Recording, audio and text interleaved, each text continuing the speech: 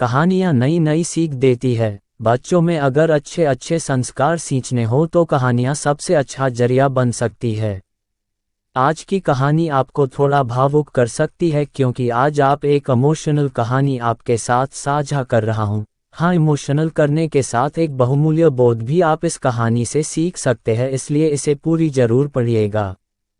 एक बूढ़े भिखारी। अनोखी कहानी। हर दिन एक भिखारी दरवाजे के पास आकर भीख मांगता था और घर का मालिक हमेशा घर के बाहर आते ही उसे देखकर फिर जाया करता। कई बार उसके लिए गालियां भी बकता।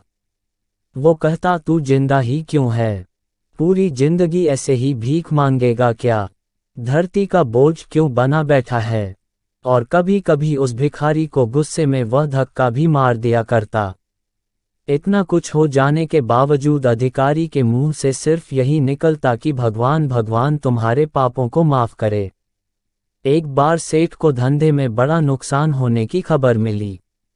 सेठ बहुत परेशान था कि तभी उसके दरवाजे पर वही भिखारी आया। गुस्से में अपना आपा खोते हुए सेठ ने उस भिखारी को पत्थर दे मारा। पत्थर लगने के कारण भिखारी का सर फूट गया और उसके सर से खून बहने लगा। फिर भी दर्द से कराहते हुए भिखारी ने इतना ही कहा, भगवान तुम्हारे पापा को माफ करे। भिखारी वहां से चला गया।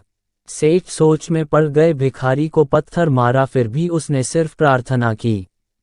सेठ का गुस्सा शांत हुआ। शेर का मन शांत हुआ भिखारी का रहस्य जानने के लिए।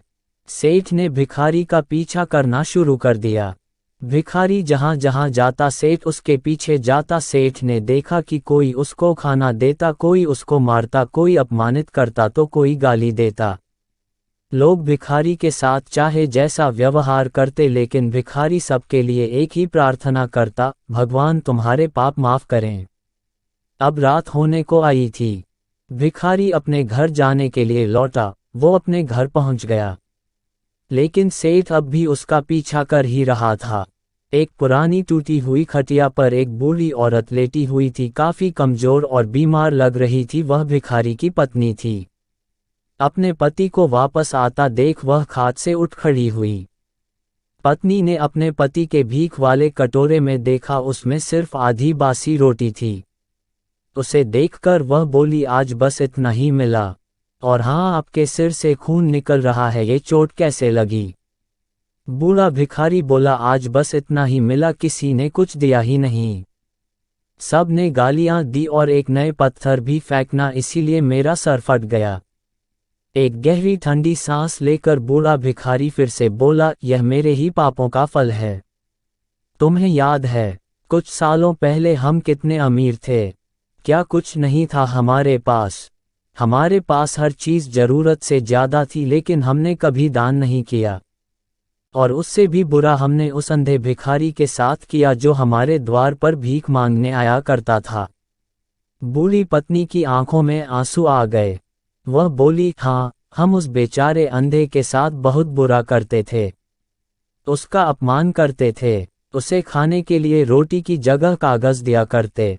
उसका मजाक उड़ाया करते और कभी कभी मारा भी करते। मैंने कभी उसको रास्ता नहीं दिखाए। एक बार मैंने उसके मुंह पर मिट्टी भी फेंकी थी और वह हमेशा दुखी होकर यही कहता कि भगवान तुम्हें तुम्हारे किए की सजा देगा। भगवान तुम्हारे पापों की सजा जरूर देगा। उसका श्राप सच हुआ और हम इस दुख भरी जिंदगी में आ गए। भिखारी बोला, हाँ, उसका श्राप सच हुआ, इसलिए मैं किसी को बददुआ नहीं देता। चाहे कोई मेरे साथ कैसा भी बर्ताव करे, मैं हमेशा उसके लिए प्रार्थना करता हूँ। मैं नहीं चाहता कि कोई भी हमारे जैसे जिंदगी का अनुभव करें, किसी को भी हमारे जैसे दुखों का सामना करना पड़े। वो नहीं जानते कि वह कितना बड़ा पाप कर रहे हैं, इसलिए अनजाने में हुए पाप की ऐसी सजा किसी को भी मिले, मैं नहीं चाहता।